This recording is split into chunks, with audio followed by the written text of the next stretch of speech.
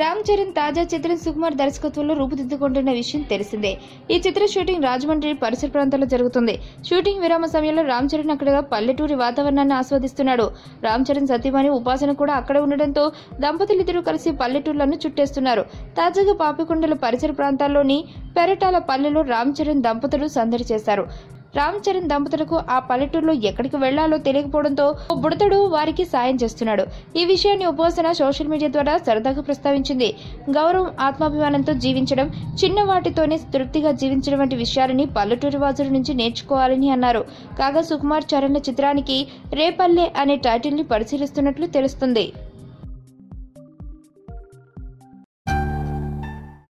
నా పేరు ధనుష్ రిషి. అందరూ ముద్దుగా దరి దరి అని పిలుస్తుంటారు. దేవుడికి నా పైన ఉన్న క్లారిటీ, నా బ్యాడ్ లక్ ఉన్న గ్రావిటీ నాకు చిన్నప్పుడే అర్థమైంది. నా లైఫ్లో లక్ ఫ్యాక్టర్ రాంగ్గా ఉండొచ్చు, కానీ లవ్ ఫ్యాక్టర్ మాత్రం చాలా స్ట్రాంగ్గా ఉంది. ఒక మనిషి చేయి చూసి తన జాతకం మొత్తం చెప్పేయగలను.